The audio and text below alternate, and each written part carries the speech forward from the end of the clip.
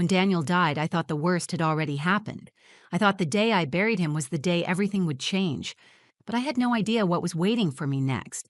The will reading was held in a wood-paneled office that smelled like old books and furniture polish.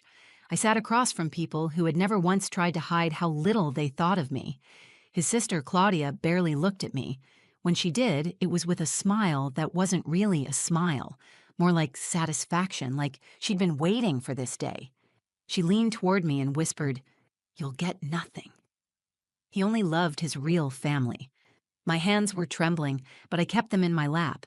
I didn't want to give her the satisfaction of seeing me break. Daniel's mother, Evelyn, sat next to her, looking straight ahead like I didn't exist. I wasn't surprised. That was how she treated me even when Daniel was alive. To her, I was never good enough, not smart enough, not classy enough, not family. I sat up straighter in my chair, even though my whole body felt heavy. I was there for Daniel, for what we shared, for our daughter, Lily. She was just 7 years old. She still cried when she saw a picture of him. The lawyer, Mr. Webb, was quiet for a moment as he unsealed the envelope. His face didn't give anything away. He just nodded slightly before unfolding the papers. I could feel Claudia watching me, waiting to see me fall apart. She actually laughed. Right there. In that moment. A short, breathy laugh like she was already celebrating. "He probably left you a thank you note," she said under her breath. "If that." I didn't say anything. I wanted to scream, but I stayed silent. Because deep down, I didn't know what Daniel had done. We'd never talked about the will. In the last year, he'd grown quiet. He'd started writing a lot, spending time in his study. When I asked him what he was doing, he just smiled and said, "Making sure everything is in order." I thought he was preparing for the worst. I didn't think he was preparing for them. Mr. Webb cleared his throat. "This is the last will and testament of Daniel Larkins," he said, "dated 3 months prior to his passing." He looked at me then, and in that second, something changed in his expression. His voice stayed even, but there was something different in his eyes, like he already knew what was about to happen. "He left everything to her," he said, gesturing toward me. "All assets, accounts, real estate, and personal belongings." The room went silent, completely still. I could hear the second hand on the wall clock ticking. "What?" Claudia's voice cracked. Mr. Webb continued, ignoring her. "And he included a letter. He wanted it read aloud." Claudia stood up so fast her chair screeched. "This has to be a mistake. He wouldn't do that. He told us. He said he was changing the will. He told me I'd get the house." Evelyn turned to her, blinking, stunned. "What letter?" she asked, but her voice was suddenly softer, uneasy. Mr. Webb picked up a second envelope and looked down at it. His fingers brushed across the name on the front. Then he looked up again. "He left this letter," he said, "to explain why." I could feel my heart beating in my throat. I wanted to look away, to run, to cry, but I stayed, because Daniel had left me something more powerful than money or property. He had left me the truth. Daniel and I met when I was 26 and working at a bookstore in Charleston. He walked in on a rainy afternoon looking for something to read during a flight delay. He bought 2 novels and asked me to recommend a third. I gave him The Book Thief because I could tell he liked quiet stories about people who carried pain without showing it. He came back the next day, even though his flight had long since left. He said he never made it to the airport. He'd gone to a cafe, started reading, and realized he didn't want to leave. Not the city, not me. We had coffee that day. A year later, we were married. His family didn't come to the wedding. They said it was too short notice, that they couldn't take time off. But I knew the truth. They didn't approve. I wasn't from their world. I didn't have the kind of background that looked good in family newsletters. I had worked since I was 15, put myself through school, and didn't have a trust fund or a maiden name people whispered with reverence. Daniel didn't care about any of that. He said I was the first person who made him feel safe, the first person who saw him. But that didn't matter to his family. Claudia told him outright that I was a mistake. His mother called me polite, but ordinary, like she was being generous. Still, Daniel stayed by my side. For years, we tried to keep a polite distance. We went to family events when we had to, smiled through the small talk, and drove home in silence. There were no fights or screaming matches, just cold smiles, backhanded compliments, and being left out of every family photo. When Lily was born, I thought things would change. She looked just like Daniel. his eyes, his quiet little smile. I thought maybe, finally, they'd see me as part of the family. But even then, they made it clear. Evelyn would send gifts for Lily's birthday, but never call. Claudia would post photos of her own kids online and tag Daniel, but never acknowledge his daughter publicly. It was always Daniel and his girl, never Jenna and Lily. Daniel used to say, "We don't need them." And most days, I believed him. We had our own world. Saturday mornings with pancakes, family walks by the harbor, late-night movies after Lily fell asleep. He'd hold my hand during the credits and say, "This is all I ever wanted." But near the end, he changed. He got quieter, more distant. At first, I thought it was grief. He'd lost a business partner and friend in a sudden accident. Then his own health started to fail. He didn't tell me everything at once. He didn't want to scare me. But I saw it in his eyes. He knew. He started spending more time in his office, writing. He said it helped him feel in control. When I knocked, he'd smile and say, "Just putting things in order." We never talked about the will. It felt like something that belonged to another world. The truth is, I was afraid. I didn't want to think about a future without him. I didn't want to imagine Lily growing up without her father. And I didn't want to believe that Daniel, who had fought so hard to keep us safe from his family's bitterness, would leave me at their mercy in the end. When he passed, Evelyn didn't call. Claudia sent a single text. "We'll handle the arrangements." They didn't ask if Lily was okay. They didn't ask if I needed anything. And when the invitation came for the will reading, it felt more like a threat than a legal formality. The tone was cold, formal. No mention of condolences. Just a time, a place, a warning. I remember standing outside the office with Lily in my arms, her cheek resting on my shoulder, and feeling something I hadn't felt in a long time. Dread. Not because I feared they would take everything, but because deep down I worried Daniel had let them. And if he had, I wasn't sure how I'd ever explain that to our daughter. The room was too quiet. Even the ticking clock on the wall felt loud. I sat on the edge of a stiff leather chair while Claudia scrolled through her phone like she was bored out of her mind. Her heels tapped against the polished floor in sharp little beats, like a metronome measuring the time left until I broke. Evelyn, Daniel's mother, was seated across from me, perfectly still in a navy blue suit, pearls around her neck like armor. Her gaze wasn't on me. It never was. She looked past me, through me, as if I had somehow slipped into the room uninvited. She had always been like that. Polite in public, ruthless in private. Every time I tried to make conversation with her over the years, she'd respond with a tight smile and some subtle dig. She once said, "It's sweet how hard you try to keep up with Daniel. He always did date for comfort, not compatibility." I smiled back then, but inside I bled for days. Claudia finally looked up from her phone and said, "Do we even need to be here? I mean, it's obvious what's happening. He didn't update his will. He probably didn't have time." She turned to Mr. Webb, the family lawyer, and gave him a look I recognized well. It was the same one she gave waiters she thought were too slow. "I mean, this is all a formality, right?" she said, with a smirk creeping across her face. "We already know what's in it." Mr. Webb didn't respond right away. He adjusted his glasses and continued sorting the paperwork on the desk. His silence gave her room to gloat.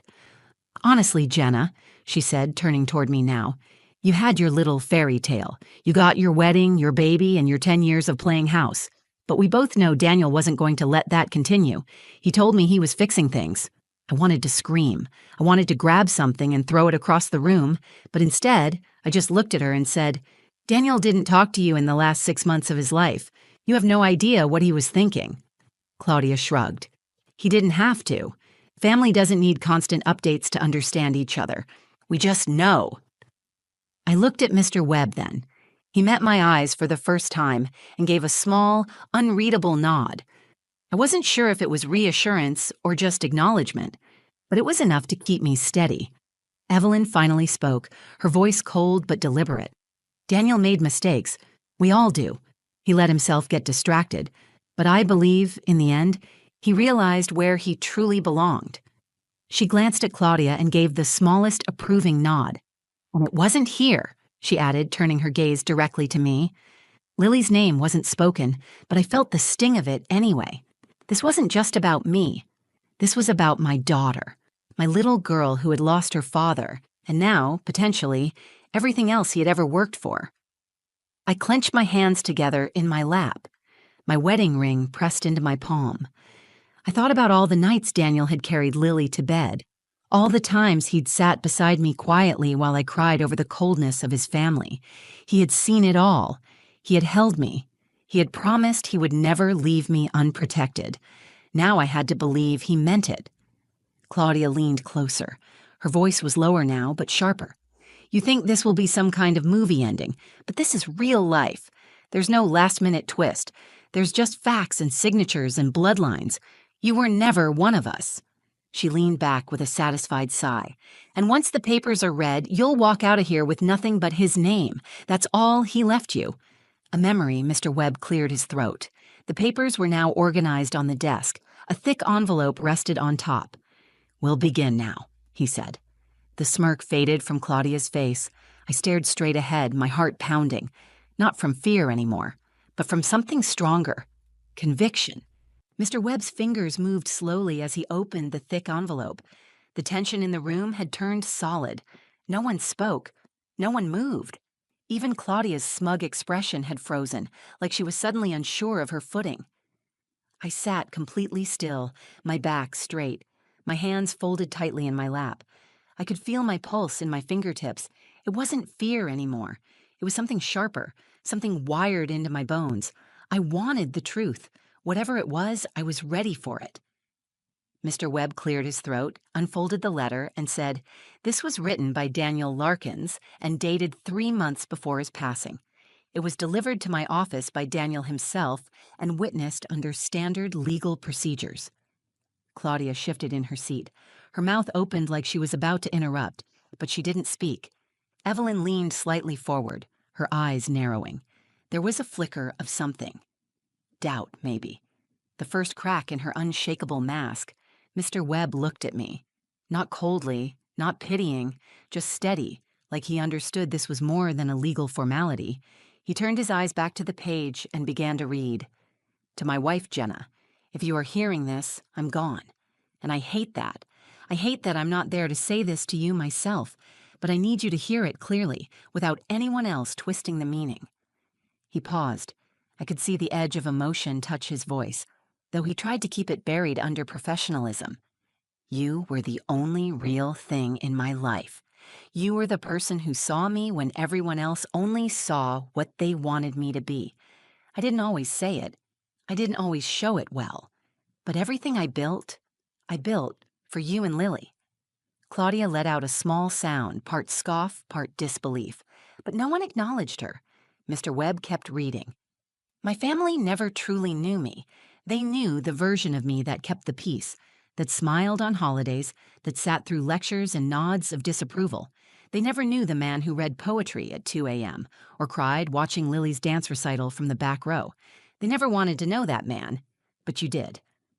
I felt my throat close. I held my breath and kept listening. I've seen the way they treat you. I saw how they looked at you like you were temporary, like you were a mistake I'd eventually correct. I'm ashamed I didn't defend you more, but I thought maybe, if I gave them time, they'd learn to love you the way I did. He paused. The silence in the room was so thick it felt physical, but they never did, and I realized they never would, so this is me defending you now. My chest tightened. My hands, still clasped, began to tremble. Mr. Webb continued, his voice slower now. I've left everything to you, every account, every property, every share, not out of spite, but out of love. Because you are the only person I trust to protect what matters. I know Claudia and Evelyn will be angry. I know they'll claim betrayal, but they never once showed up when I needed them most. You always did. Claudia stood up suddenly. This is ridiculous. This is fake. He said I would get the house. Mr. Webb didn't flinch. This is legally binding. If you'd like to challenge it, you may hire your own counsel. Claudia turned to her mother. Say something. But Evelyn didn't speak. Her eyes were on the floor, her mouth pressed into a thin line. For the first time since I had known her, she looked small. Mr. Webb folded the letter carefully and placed it back on the desk. Then he looked at me again. There's one more line at the end, he said. He unfolded the letter again and read, "Jenna, this world was hard. You made it beautiful. Take what I've given you and make it brighter for Lily." The room was silent. I didn't cry. I didn't speak. I just breathed. For the first time since Daniel died, I let myself breathe deeply, because he had kept his promise. He had chosen me, not with words whispered in the dark, but in ink, in law, in truth. And now everything was different. After Mr. Webb finished reading the letter, the room was still. Not silent in the way people fall quiet during a conversation. It was the kind of stillness that happens when something ends, or when something too big to understand happens and no one knows what to say. Claudia stood frozen beside her chair, her hands shaking slightly even as she tried to act outraged. Her mouth opened like she was going to launch into another attack, but no words came out. Evelyn sat with her eyes locked on the envelope, unmoving. Her face was calm, but I knew better. Her calmness was a shield. I had seen it before, at dinners, holidays, hospital rooms. It was how she avoided showing fear. But she was afraid now. I could see it in the way she clutched her handbag with white knuckles. I looked down at my hands.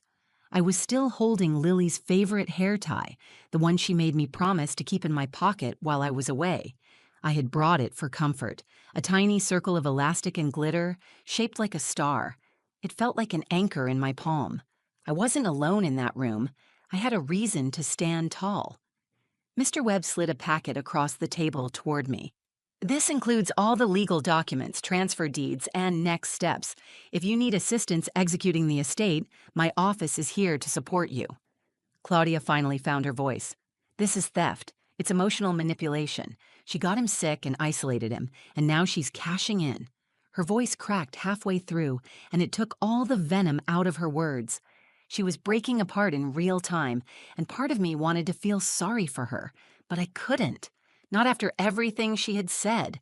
Not after how she treated me in the days after Daniel died. Not after she looked at my daughter like she was some mistake that shouldn't have been born. She pointed at me. "You don't deserve this. You tricked him into giving up his legacy." I looked at her, calm now, my voice steady. "I didn't trick him. I loved him. And you'll never understand the difference." She turned to Evelyn, desperate now. "Say something. You told me this wouldn't happen." Evelyn finally looked up. Her eyes met mine for the first time. I expected more cruelty, another final blow. But all she said was, "It's done." And with that, she stood and walked out of the room. Claudia stayed for a second longer, her eyes darting between me and the door like she didn't know where to go. Then she followed her mother, the sound of her heels echoing down the hallway, like the last gasp of a battle already lost. I turned to Mr. Webb. "Can I keep the letter?" "Of course," he said. "It's yours. He wanted you to have it." I took the page gently, as if it might tear just from being touched. The weight of it hit me all at once.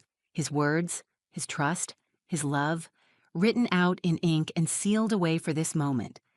I stepped outside into the bright afternoon sun. The light hit my face, and for the first time in weeks, it didn't feel sharp. It felt warm.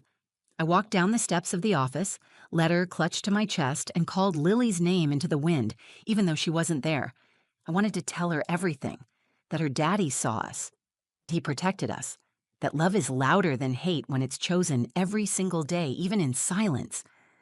When I reached my car, I sat behind the wheel and unfolded the letter again.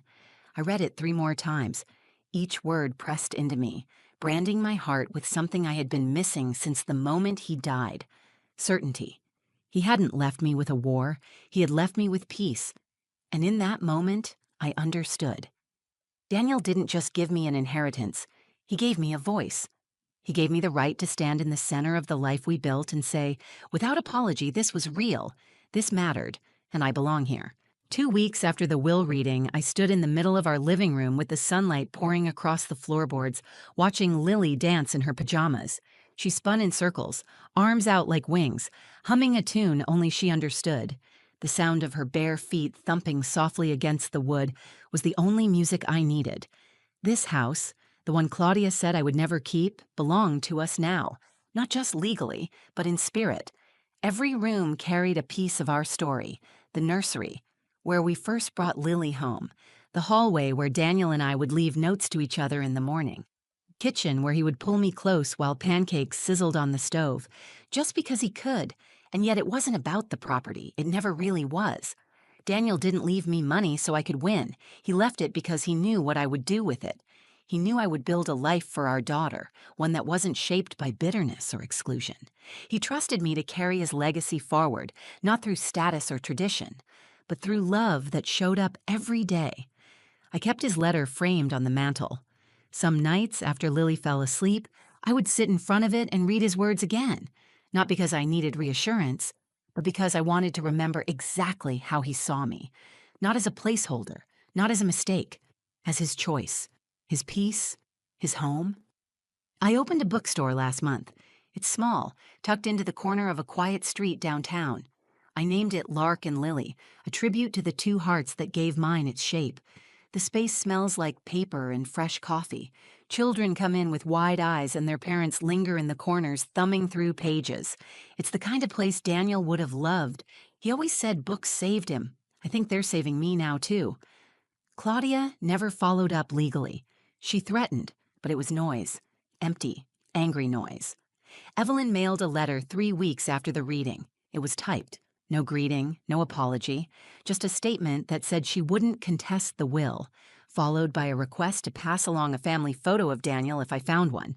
I didn't respond. I didn't need to. Forgiveness isn't something you owe to people who never ask for it. It's something you give yourself when you decide to stop carrying the weight of their hate. And I was done carrying it. Lily still asks about her dad sometimes. She draws him pictures and leaves them on her window ledge, saying he might see them from the sky. When she asks if he loved her, I don't hesitate. Yes, with his whole heart. I don't talk to her about the will. She's too young. But someday I will. I'll tell her how love doesn't always come with applause. How sometimes it's quiet and patient and brave. How her father stood up for us in the only way he could when time ran out. And I'll tell her that being chosen, truly chosen, is one of the rarest kinds of love there is. This story doesn't end with revenge. It doesn't end with courtroom battles or shouting matches or dramatic reversals. It ends with me in the garden, watching my daughter play, knowing that I am safe, that I am seen, and that I am enough. It ends with a door that stays open, with meals cooked slowly, with laughter returning to the walls of this home. And it ends with this: he loved me. He chose me. And in doing so, he gave me the courage to choose myself. So if you're watching this and you've ever felt like you were standing alone, like love passed you by or that family only counted when it came from the right names and places, hear this: you are not invisible. Real love sees you. And sometimes it takes time. Sometimes it comes in ink and paper. Sometimes it comes in the quiet. But when it comes, it stays. If this story spoke to you, if it made you feel something, whether it was anger, hope, or just the quiet reminder that you're not alone, I'd love to hear from you. Leave a comment and tell me your thoughts. Tell me your story. I read everyone. And if you believe someone else needs to hear this, someone who feels overlooked, undervalued, or forgotten, share it with them. Because sometimes all it takes is one story to remind someone of their worth. Please give this video a like if it meant something to you. It helps more people find it. And if you want more real stories, stories that make you feel and think and maybe even heal a little, subscribe to the channel and hit that notification bell so you never miss a new one. Thank you for being here, for listening, for believing that love, even when it's tested, still wins in the end. Until next time, take care of your heart and the people who truly see you. She raised her glass, smiled at the room, and said, "At least I'm not a divorced nanny." The laughter hit harder than the words. Everyone, my parents, her friends, even some of mine, laughed like it was just a joke, like I hadn't just been gutted in front of 50 people. I was frozen, not because I couldn't speak, but because if I did, I knew I'd cry, and I refused to let her have that. I looked over at my son. He was sitting beside my mother, confused, too young to understand, but old enough to feel something was wrong. Then Eli stood up, my sister's fiancé, the man she was going to marry in 2 weeks. He didn't look angry. He looked like he had finally made a decision. He walked over to me, took my hand in his, and said something that shut the whole room up.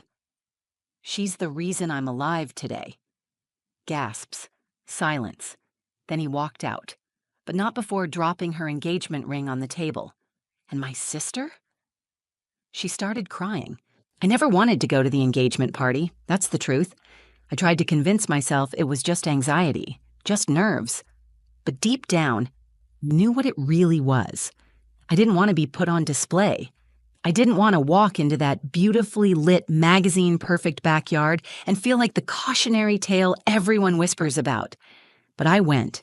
I put on the blue dress that still fit me after the divorce. I pulled my hair back the way Benji likes, in a low twist he says makes me look like a princess. I painted on the kind of smile you learn to wear after spending too many nights crying alone in your car. The party was held at my parents' house in San Diego. They'd gone all out.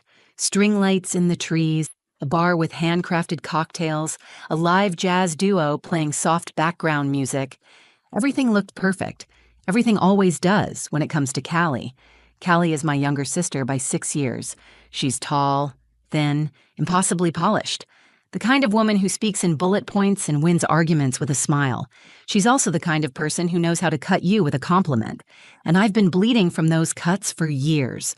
My parents had always made room for her brilliance. She was valedictorian, a college graduate at 21, and vice president of marketing by 28. She wore confidence like perfume. Everyone noticed when she walked in a room.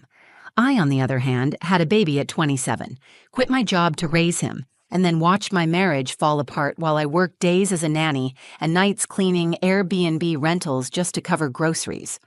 People called me resilient. They meant I looked tired. Still, I came to her party. I came because Benji wanted to go. He loves his Aunt Callie. She buys him noisy toys and lets him eat candy for dinner when he visits. He doesn't know about the things she's said. He doesn't see the looks. To him, she's just fun. I came because my mother asked me to. She said, "Please, just be there. It would mean a lot." I knew what she meant. She didn't want any tension. She wanted both of her daughters in one photograph. And if I'm being honest, I came because of Eli. Eli was Callie's fiancé. He was warm in a way that didn't announce itself.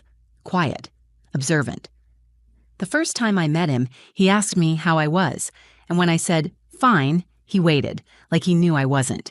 No one ever does that. There had been a moment, a year ago, before he and Callie got serious. We were at a family barbecue, standing alone in the kitchen while everyone else was outside.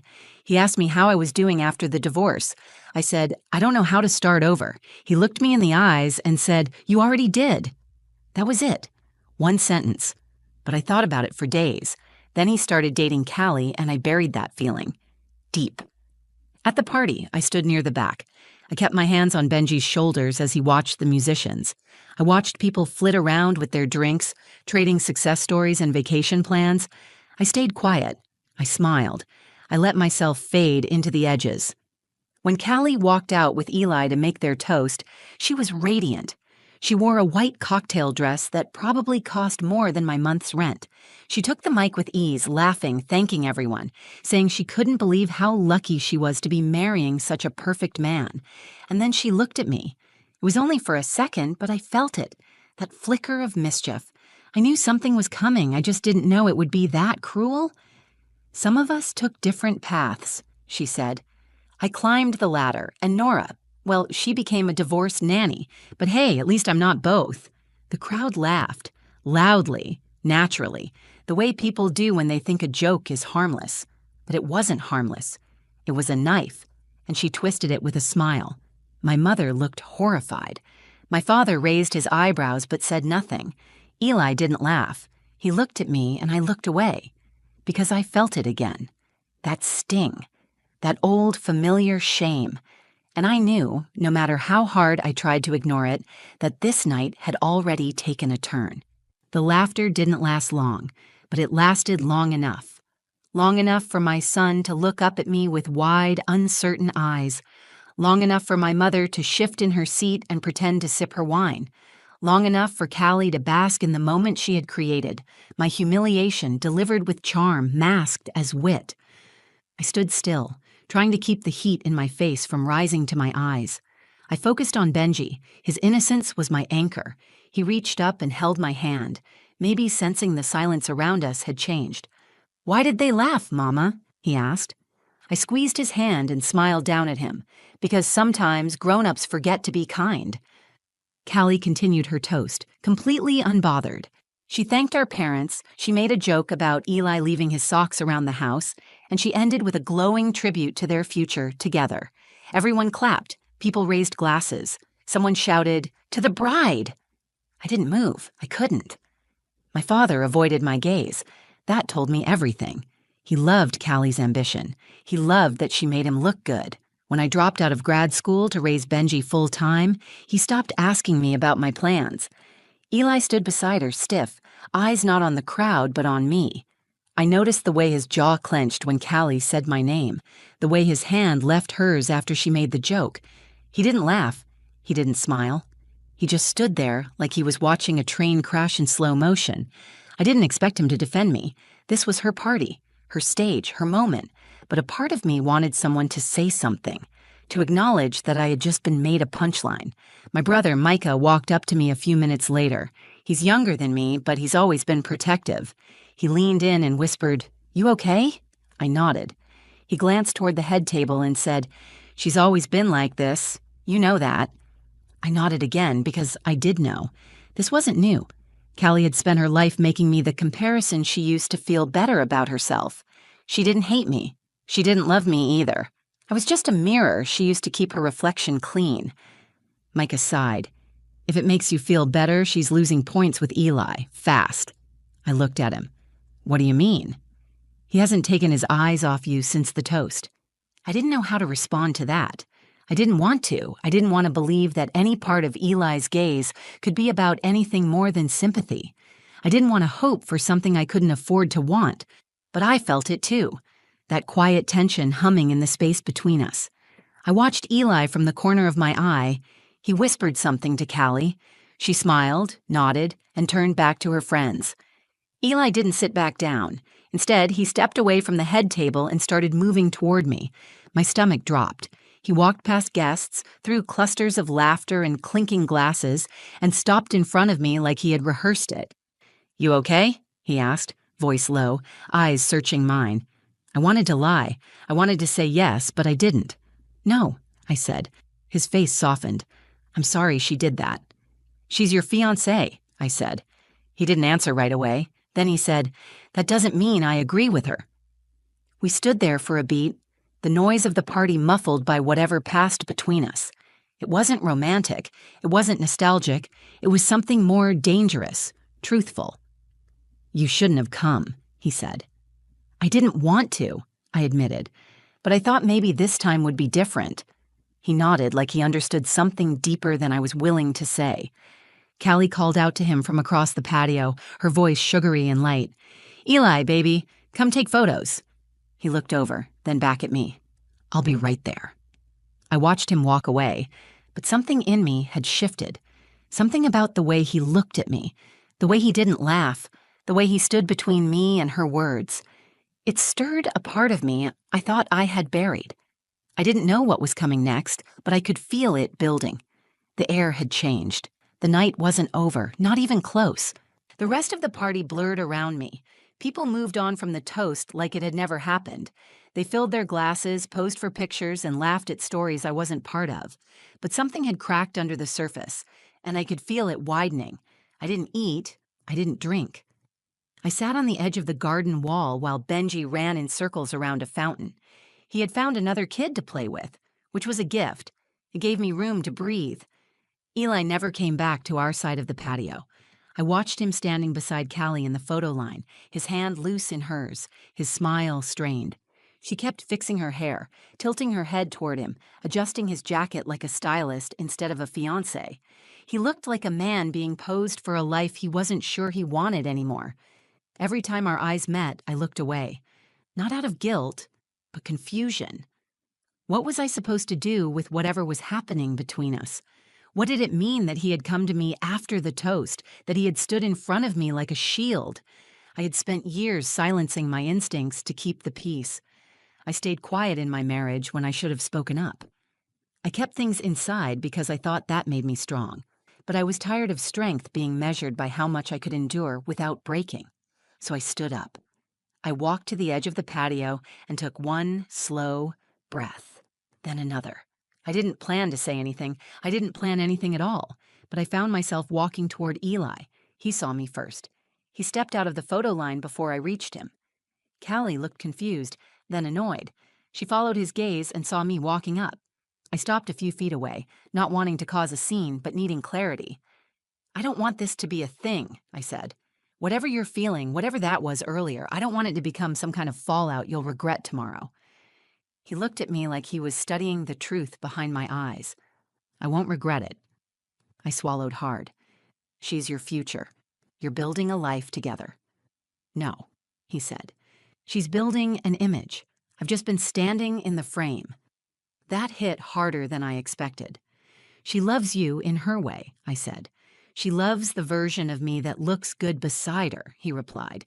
"But you saw the version of me no one else did, and you didn't look away." His voice wasn't angry. It wasn't rushed. It was quiet and steady, the way a person sounds when they've made peace with a decision long before they say it out loud. "I don't want to blow up your life," I said. He shook his head. "You saved it." I blinked, unsure how to answer that. He stepped closer. 2 years ago, in that park, when I was at my lowest, you didn't treat me like I was broken. You sat with me. You listened. No one else knew what I was going through, and you didn't need to know everything to care. You just stayed." "That wasn't a big deal," I said. "It was the biggest deal. I was ready to give up. You gave me a reason not to." I didn't realize I was crying until I felt the tears on my lips. I wiped them quickly, but he didn't flinch. He didn't turn away. He just stood there, holding the silence like it was something sacred. Callie's voice cut through it. "Eli," she said from behind him, "what's going on?" He turned, but he didn't answer her. Instead, he reached into his pocket, pulled out the ring box, and opened it. The world slowed. He looked at the ring, then at Callie. "I can't marry someone who thinks cruelty is clever." He turned back to me. "I'm sorry it took me this long." Then he closed the box, walked over to the table, and placed it down. Callie stood frozen. Her eyes welled up, but no words came out. I had never seen her speechless before. It was like the oxygen had been sucked out of her lungs. I didn't say anything. I didn't gloat. I didn't move. Eli gave me one last look, one that said everything and promised nothing, and walked out the front gate. After Eli walked out, the silence clung to everything. It was loud in its own way. No one knew what to say. The clinking glasses had stopped. The conversations fizzled. Even the jazz band hesitated between songs, unsure whether to keep playing. Callie stood at the center of it all, still in her white cocktail dress, frozen like a performer whose stage lights had been cut. Her hand hung in the air where Eli's had just been. Her mouth opened, but nothing came out. The woman who always had a clever reply, always knew what to say, suddenly looked like a stranger in her own show. My parents looked stunned. My father's jaw was tight, his arms crossed over his chest like he could physically block out the embarrassment. My mother blinked rapidly, clutching her wine glass, clearly desperate to rewind the entire evening. They didn't move toward me. They didn't move toward her. They just stood there, waiting for someone else to make sense of what had just happened. But there was no making sense of it, not in the way they wanted. I knelt beside Benji, who had wandered back to me when the energy shifted. He looked up at me and whispered, "Is he coming back?" I shook my head. "Not tonight, baby." Callie finally broke. Her shoulders dropped, and she let out a single, sharp sob, then another. She backed away from the table, clutching her chest like the moment had physically hit her. One of her friends rushed over and put an arm around her, whispering something no one else could hear. A few others followed, surrounding her like a barrier, as if her pain needed protection. She didn't look at me. Not once. I stayed where I was, holding Benji's hand, feeling the full weight of everything that had just happened. Not triumphant, not vindicated, just hollow. Not because I wanted Eli to stay, but because this wasn't how I wanted the truth to come out. I never wanted to be at the center of someone else's heartbreak, not even hers. Micah came over and crouched next to me. He didn't speak right away. Then he said, "That was insane." I gave a small laugh through my exhaustion. Yeah, it really was. You okay? I nodded. I think so. She had it coming, you know. Maybe, but it still hurts. Micah exhaled. I don't think he did it to hurt her. I think he did it to finally tell the truth. I looked at my brother, grateful for the clarity. For the first time that night, someone understood it wasn't about drama. It was about being seen. Guests started leaving. A few said awkward goodbyes to my parents. Some gave me sympathetic glances without stopping to speak. Others pretended they had early mornings. The patio emptied like someone had pulled the drain in a bathtub. Callie disappeared into the house with her circle of friends. My parents stayed behind to thank people for coming, their smiles tight, their words robotic. I didn't stay to help. I didn't stay to explain. I picked up Benji and kissed the top of his head. Let's go home, buddy. He yawned and rested his head on my shoulder. Can we get pancakes tomorrow? You bet. As I walked through the gate, my mother called after me. Nora, she said. Wait. I turned. She walked over, heels clicking across the stone path. She looked tired, older than she had 2 hours ago. I didn't know she was going to say that, she said. I did, I answered. Her face fell. She searched for something to say, then gave up. She reached out and touched Benji's back instead. Drive safe, she said. I nodded. Good night, Mom. When I got home, I put Benji to bed and sat on the edge of the couch, still in my dress, still trying to process what had just happened. I wasn't angry. I wasn't even sad. I felt clean, like something heavy had finally been washed off my skin. There was an envelope on my doormat the next morning. No name on it. Inside was a note written in careful, slanted handwriting. You saved me. You always did. I'm sorry it took me this long to say it. Eli. I read it twice, then folded it and tucked it into a drawer. Not because I needed it, not because I was waiting for him, but because sometimes the truth deserves to be kept. The next few days moved slowly, like my world had shifted slightly on its axis, and I was waiting for everything to settle. I didn't hear from Callie, not a call, not a text, nothing. But that didn't surprise me. We had always been close in blood, distant in spirit. My parents didn't mention the party when they came to pick Benji up for his weekend visit. My mother brought homemade soup and my father handed me a bottle of wine, like an apology neither of them could speak out loud. I accepted both. I wasn't angry with them. I wasn't looking for an apology. I just didn't want to pretend anymore. Eli didn't come back. He didn't knock on my door or try to explain himself. After the note, there was silence, and I was thankful for it. Because he had already given me what I didn't realize I needed. He had told the truth. He had looked at me in front of a room full of people and said I mattered. Not because I was strong or resilient or good at enduring pain, but because I had once sat with him in the dark without asking for anything in return. That small moment, the one I had buried so deeply, turned out to be the one that changed everything. I wasn't in love with Eli. Not really. I had cared for him, maybe more than I let myself admit, but what I felt now wasn't longing. It was relief. Because for the first time in years, I didn't feel like I was apologizing for my own life, for being divorced, for being a mother, for being a nanny. I used to flinch when people asked what I did for a living. I would lower my voice and say, I'm just a nanny, like it was something to be ashamed of. But not anymore. Because what I do matters. I'm trusted with children. I hold space for families. I show up. I protect. I love. That is not small. That is not weak. And if someone wants to make a joke at my expense, they're not laughing because I've failed. They're laughing because they can't see the strength it takes to rebuild a life alone. Callie still hasn't spoken to me.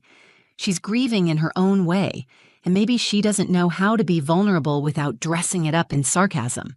I don't hate her. I don't even wish her pain. I just wish she understood that loving someone doesn't mean making them feel small to lift yourself up. Micah called me the following week. You good? He asked. I'm getting there, I said. Allie's been locked in her apartment. Mom keeps dropping off food. She'll be okay. She will, he said. Then, you know you were the only one who didn't flinch when she said that joke? I flinched, I said. I just didn't let her see it. He paused. You looked like a damn superhero. I laughed at that. Not because I felt heroic, but because it was the first time I had heard someone describe me that way. And in that moment, it felt true. Benji and I went out for pancakes the following Sunday. It's our new tradition. He likes extra whipped cream. I like watching him enjoy something without thinking about bills or work or what anyone thinks of me. While we were eating, he looked up and said, "Mama, are you happy?" I didn't rush to answer. I took a breath and said, "I think I'm learning how to be." That was the truth. Not every story ends in romance. Not every betrayal gets justice. But some stories end with clarity, with stillness, with the simple, quiet realization that you are finally standing in your own life and you're no longer afraid of it. People saw me fall apart, but they also saw me stand back up. And that's the part they'll remember. Because sometimes the most powerful thing you can do is not fight back. It's not prove them wrong. It's to keep going, to keep showing up, to keep being exactly who you are. No apologies, no shame. That's the real victory. If this story resonated with you, if you've ever been underestimated, laughed at, or pushed aside, I hope it reminded you that your worth isn't measured by someone else's opinion. You are not your job title. You are not your mistakes. You are not what someone says about you when they're holding a microphone. You are the quiet strength that keeps showing up, even when no one claps for you. If you felt something while watching this, please take a second to like the video. It really helps more people find stories like this one. Share it with someone who needs a reminder that they matter. Maybe it's your sister, your friend, or maybe it's you. I'd love to hear your story in the comments. I read everyone, and your voice matters here. And if you want more real, raw, honest stories about resilience, truth, and the moments that shape us, hit subscribe and turn on notifications. There's more to come. Thanks for watching. And remember, sometimes the strongest thing you can do is stand still and let the truth speak for itself.